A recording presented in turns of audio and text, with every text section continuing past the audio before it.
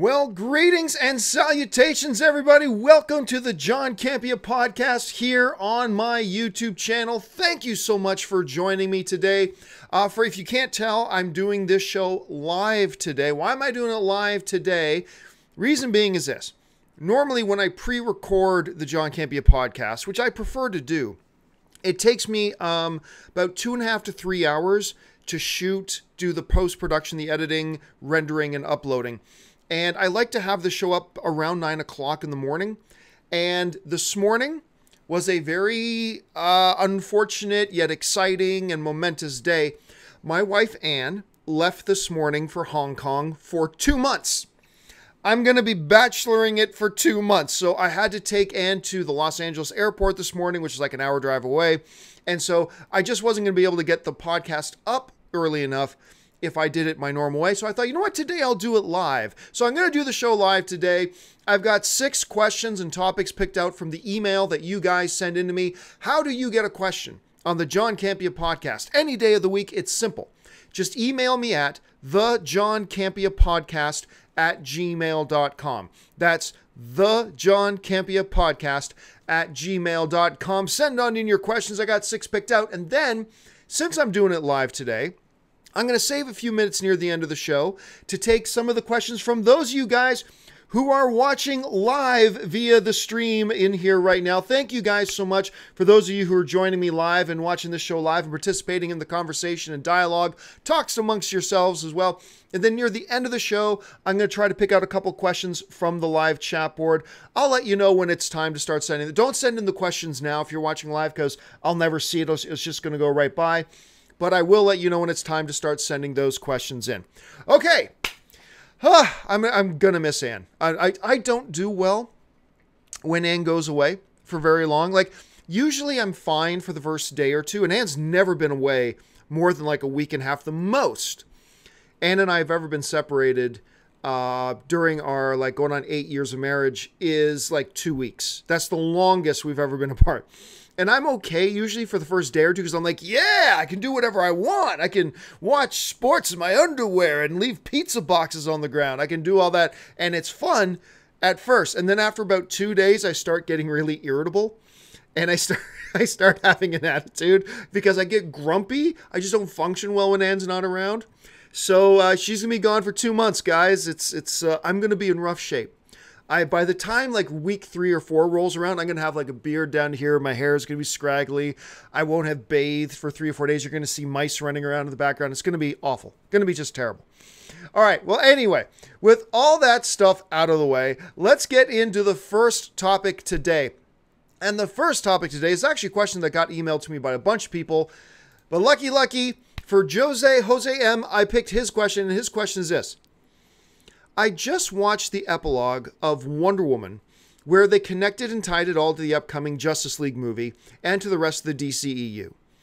What were your thoughts regarding the epilogue? Also, why didn't they just include this in a post-credit scene in theaters instead of shoehorning it into the digital HD, Blu-ray, and DVD releases?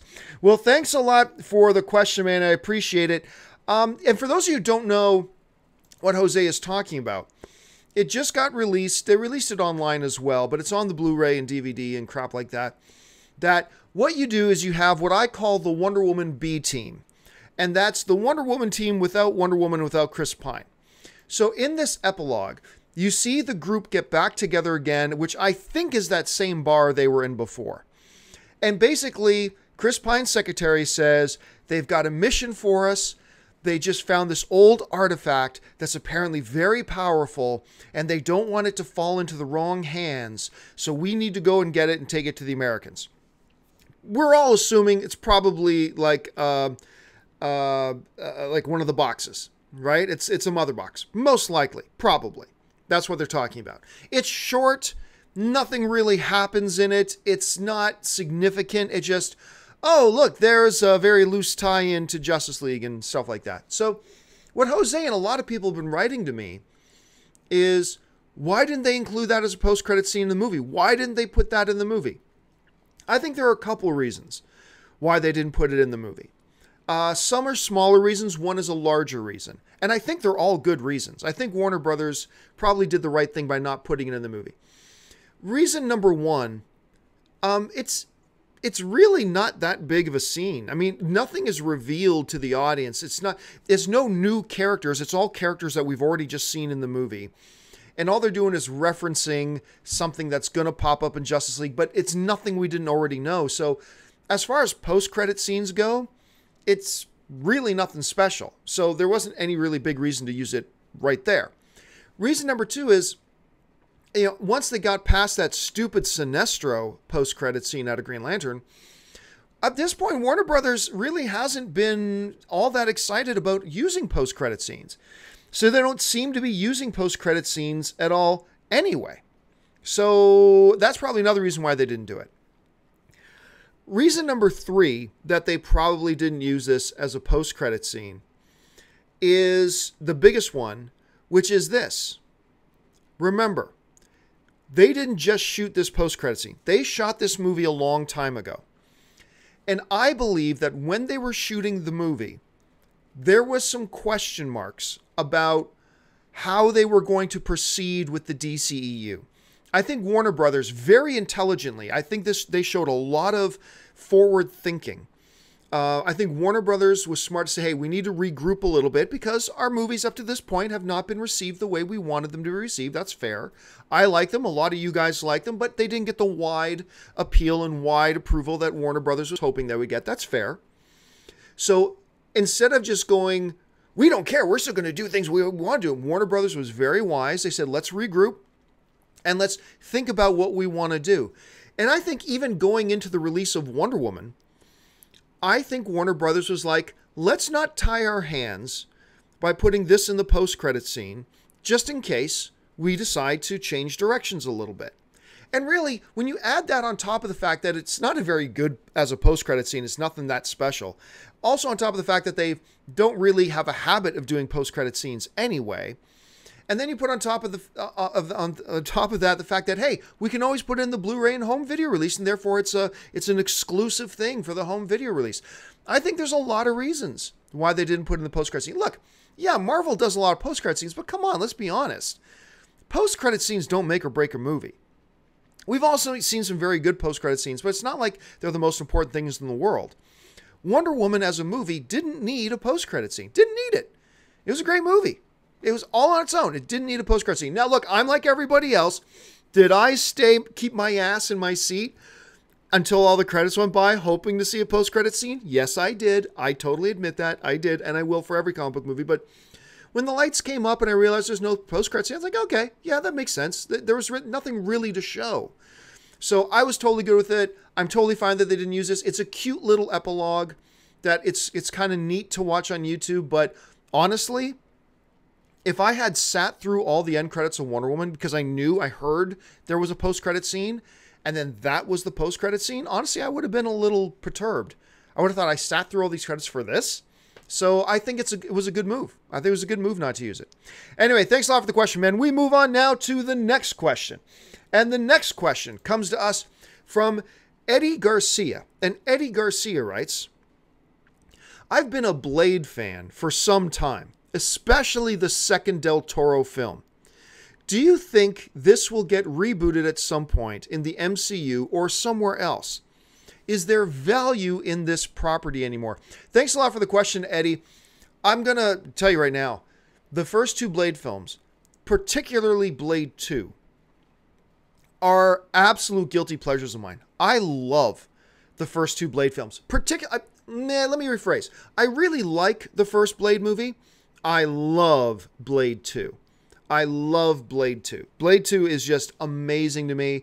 I love everything they did with their villains, and with Blade, it's just got that right amount of like R-rated violence and really corny cheese, all put into a really fun package. I adored it. I absolutely loved it. Blade 3 completely jumped the shark. Blade 3 was abysmal. That was horrible and killed the franchise. But whatever. Blade 1 and Blade 2 are great. The really cool thing about Blade is a character that I think is very transferable to the screen. And we've already seen that. And I believe that as a character, as a vampire hunter who is himself half vampire, this is before the Twilight nonsense, okay? The vampire hunter who is himself a vampire is just awesome. And I think would still play on screen today. Now, in the MCU, Blade poses a problem. The temperature of the MCU and the tone of the MCU, one of the reasons for their huge success is they keep it very consistent. As far as tone goes, at any rate. Their films are very different from each other, but the tone is very similar. And the tone of like an R-rated Blade film does not fit with the MCU. So I think Blade poses a problem to the MCU if they wanted to use him there. I don't know how they would work their way around that. That being said, there is the Netflix route. That's a possibility. There's other television routes, but I feel like if you're going to do it R-rated, might as well go the Netflix route or the new Disney streaming app, the new Disney streaming channel that's coming in 2019. They can make their own stuff there. Now, whether or not Disney's going to want to put R-rated material on their Disney channel, I'm not sure, but I have a feeling they will. And I think that Blade would be a perfect candidate for something like that. So I would love to see Blade come back. Probably not with Wesley Snipes. Wesley Snipes was great as Blade. His time has passed. Bring in a new Blade. I even didn't mind the TV show. I know a lot of you guys hated that short-lived one-season TV show. Well, I keep forgetting the name of the guy. Sticky Fingers? Was it Sticky Fingers who was Blade? I think it was Sticky Fingers. Anyway, I actually got a kick out of that show. It was a little bit of a guilty pleasure of mine. I would love to see Blade return. It's just a matter of finding the right way to do them without, disrupting or, causing some upheaval to the existing MCU. You got to protect that MCU if you're Marvel because it's a cash cow and everybody loves it. So anyway, thanks a lot for the question. We move on now to the next question. And the next question comes to us from one of my Patreon supporters, Dave Perez. And Dave Perez writes, like you, I count Supernatural among my favorite shows currently on air.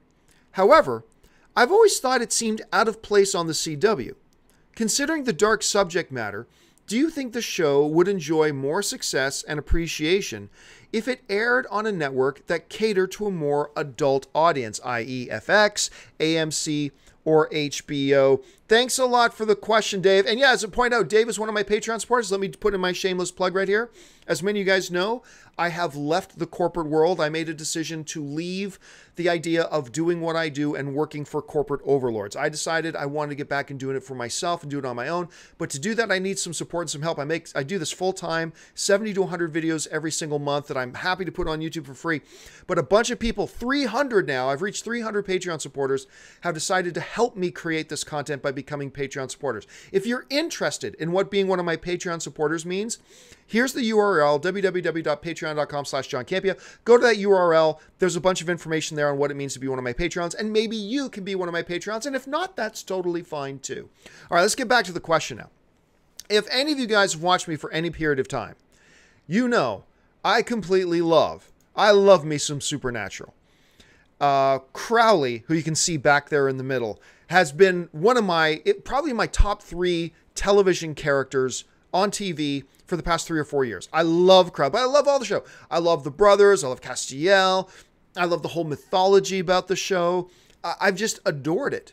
I've adored this show. I have a lot of fun. Every week I look forward to hanging out with the Winchester boys just because it's a lot of fun.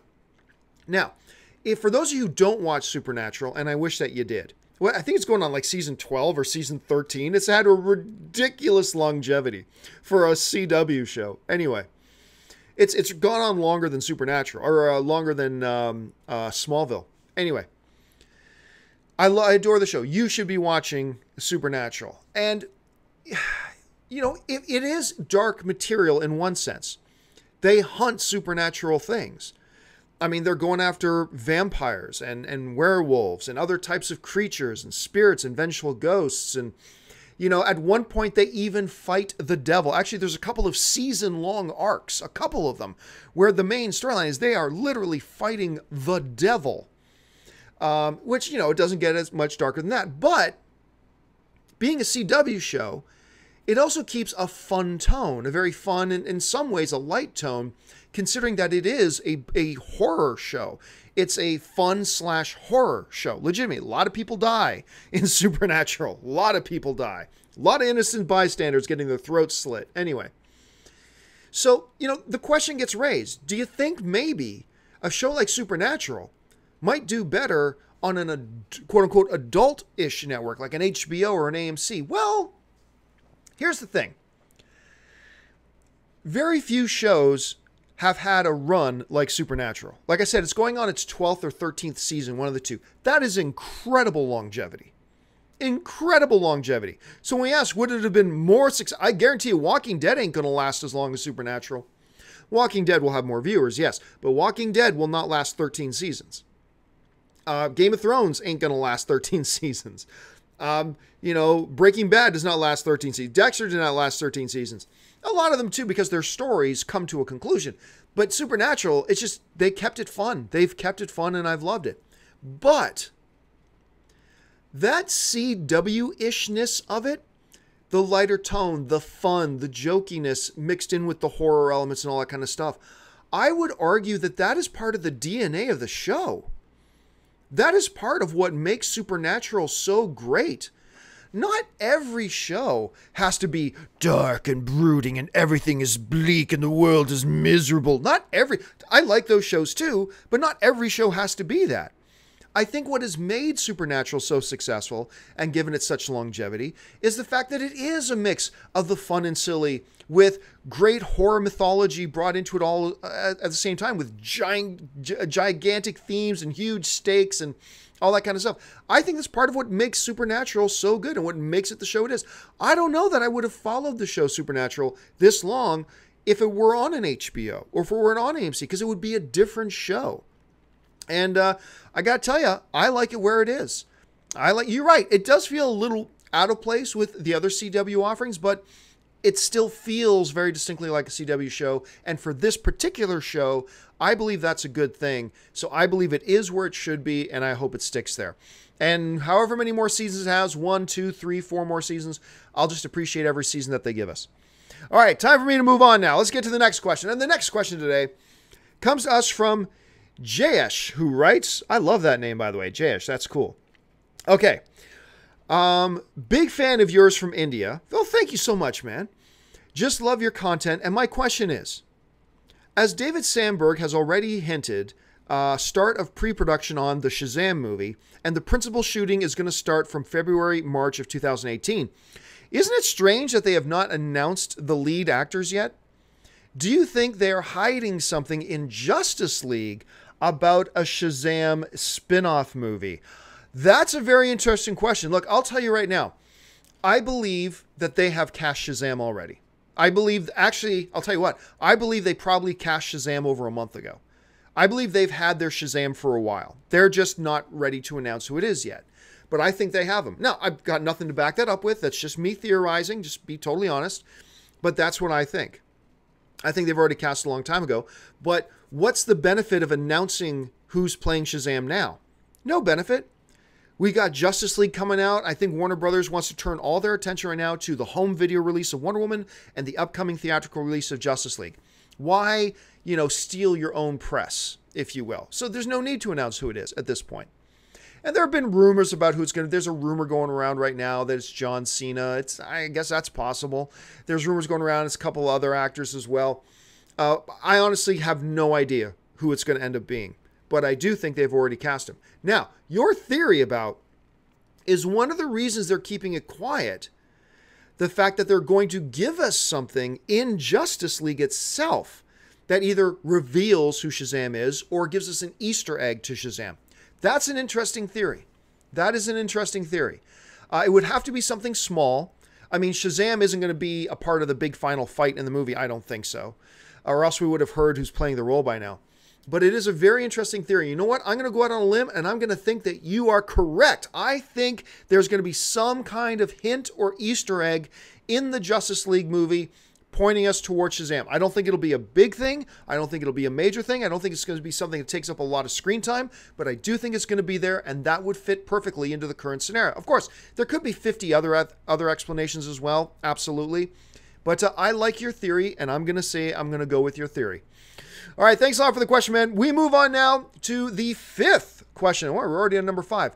The fifth question today. And the fifth question today comes to us from Manendra Madena. Manendra Madena writes, "Hey John, greetings from Sri Lanka." Well, it's an international affair today. Greetings from Sri Lanka. My question is, what are your favorite movies which deal with politics?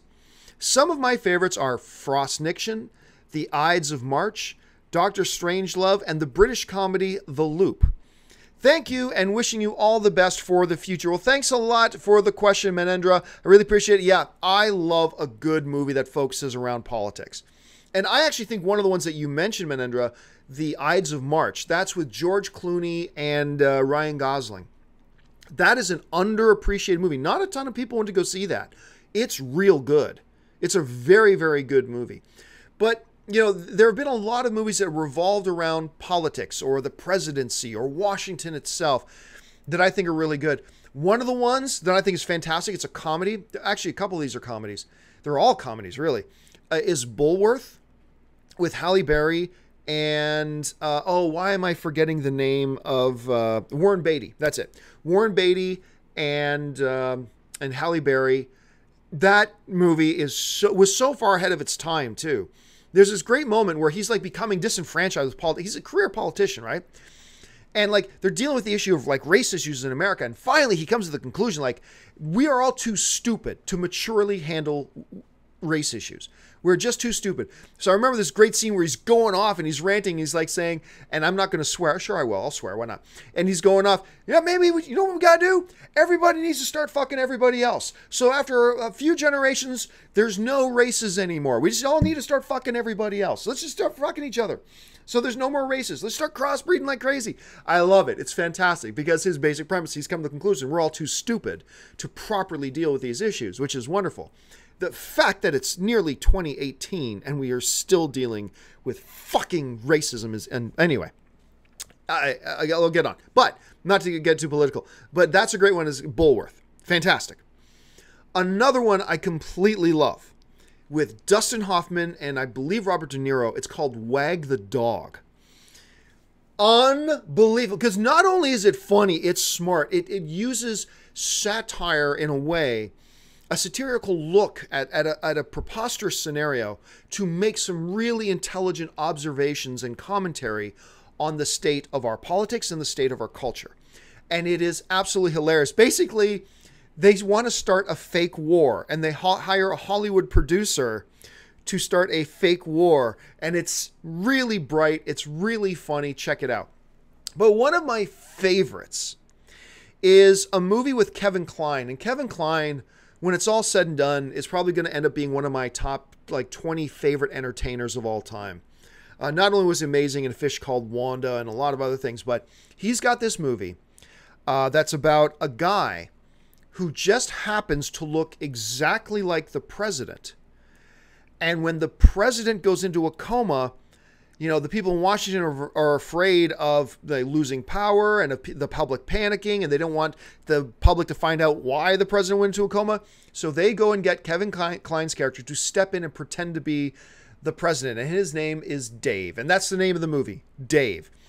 And it is wonderful. Not only is it completely hilarious, and it's wonderful, but the fact is, it, again, like Wag the Dog, it makes some incredibly intelligent observations and commentary about the state of, you know, the American existence, of the American way, about American politics and our culture and our way of life. And it's smart, it's funny. Kevin Kline is just absolutely at his best in it. So those are three, on top of the ones that you mentioned, because I think the ones you mentioned are great. On top of that, I would throw in there Wag the Dog. Check that out. Put these on your streaming list, guys, for you guys to go and watch. You'll love every one of these. Wag the Dog, Bulworth, and Dave with Kevin Kline. Go add those to your streaming list and enjoy. I think you're going to love all of them. All right, let's move on to the final pre-selected topic of the day. And this one comes to us from another one of my Patreon supporters, Shivom Dixit, who writes, "Hey John, huge fan from India." Another dude from India. I'm huge in India, apparently. Anyway, thanks a lot for sending your question. I was wondering, you often criticize Marvel for having their Netflix/ABC shows and movies in the same universe, as it often leads to creative restrictions. But at the same time, you praise the Star Wars canon, which includes even the comic books and animated TV shows. Isn't that kind of contradictory? Don't you think Rebels and other TV shows would benefit if they weren't part of canon? Well, thanks a lot for the question, Shivam. I really appreciate it. And the point I would make on this, for those of you who know what he's talking about, when it comes to how they handle the relationship between the movies and their television series, I think Warner Brothers does it right and Marvel does it wrong. Don't get me wrong, there's a lot of Marvel's TV stuff I hate, but there's a number of Marvel TV stuff I really enjoy. But the decisions made of Warner to keep their television and their movie universe separate, I believe was the right thing to do. I believe that's the right way to do it. I believe shows like Agents of S.H.I.E.L.D. and things that have suffered from it, and I believe you see all the Netflix shows, technically they're in the same world, but they keep a total distance. You never see any real cross-referencing. You never see any crossover between the MCU and the Netflix universe, aside from once a season somebody will mention the incident, and that's it. So they've caught on a little bit with that. Inhumans is a garbage fire. Inhumans is terrible. Now, maybe it'll get better. Maybe Inhumans will get better, because remember, I said this in my review, Spartacus, the first 3 episodes were some of the worst television ever produced in television history. And it went on to be one of my top 3 all-time favorite TV shows. The first 2 episodes of Inhumans are an absolute dumpster fire. It's terrible. But that doesn't mean it won't get better. And that doesn't mean it won't be great. But as of right now, it's terrible. Anyway, I think Warner Brothers does it right. I think Marvel does it wrong when it comes to how they manage the relationship between their movie universe and their television universe. So if I say, he brings up in the question, very, very rightly so, that, hey, you should keep that separate, then why do I say with Star Wars, you should keep them in canon in the same thing? It's a very, very important difference and distinction, though, between the Star Wars universe and world and canon, and Marvel's universe and canon. And I'll set up telling you what that difference is by making an observation. One of the shows that Marvel did that I thought worked really well was Agent Carter. I thought Agent Carter was really well done.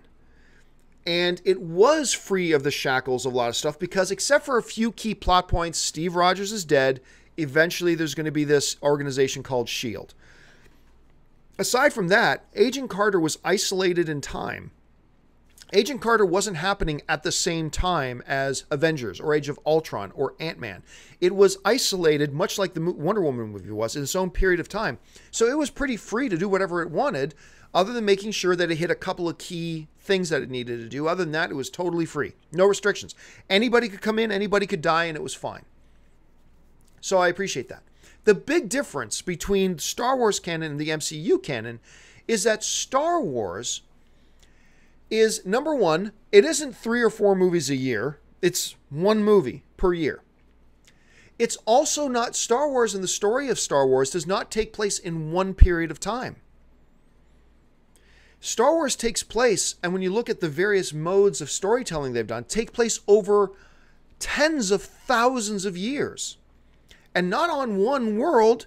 The MCU takes place on one world, Guardians of the Galaxy notwithstanding. Star Wars, or Marvel, takes place on one world, Earth. And most of it, 90% of it, takes place now, today, on Earth. That's a very small, confined space. So if you're going to keep everything in canon in that one small, confined space, it's going to get crowded pretty soon, and it's going to get restrictive pretty soon on your storytelling.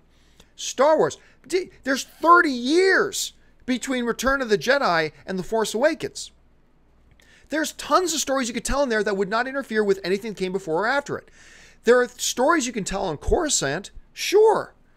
But there's also 10,000 other planets that you can tell stories on, where a planet can blow up and have no effect whatsoever on the rest of Star Wars canon, because it's one of tens of thousands of planets. It's one period of time in millennia of time.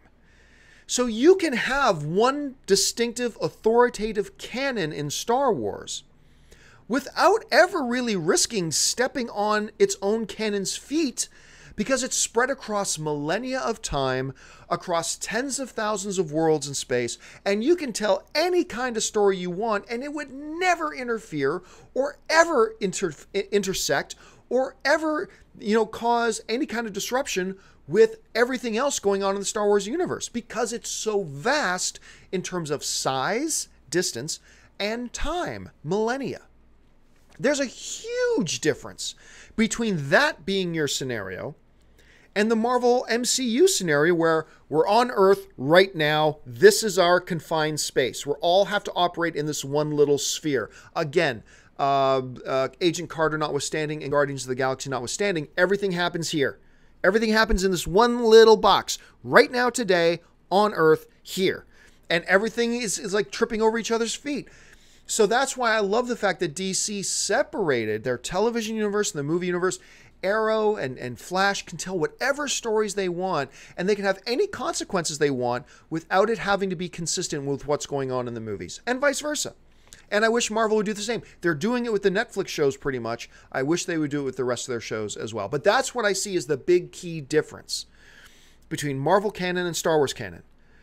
Marvel canon, right now, right here on Earth, this one tiny little box is where all of our stories have to take place. And that's fine. Star Wars, tens of thousands of worlds across millennia of time, go nuts. And that's the big difference. Anyway, thanks a lot for the question, man. That's how I see it, but I'm curious, how do you guys see it? Do you agree with me? Do you disagree with me? Jump into the comments section below and let me know what you guys think. Sorry, my eyes keep going down because Anne is actually texting me she's messaging me from the plane right now, so I keep looking down, seeing what she's doing. All right. I said that I would take a few minutes and take your guys' live questions in the chat board right now. You can start sending in some questions. I'm going to take a few of them there for those of you guys who are watching me live. I really appreciate it. This is kind of fun. I like doing it live every once in a while. I think I've decided that for the most part, I'm going to be doing the John Campea podcast every day pre-recorded. I think it's higher quality, better production value. I can put a little bit more work into what actually gets presented on screen. But once in a while, maybe once a week or once every 2 weeks, doing it live. This is fun. And I love having all you guys there in the chat board with me. Okay. Let's see. Joe Shields is saying, is Anne watching on the plane? Apparently, yes. Apparently, she is watching on the plane right now. ZRJero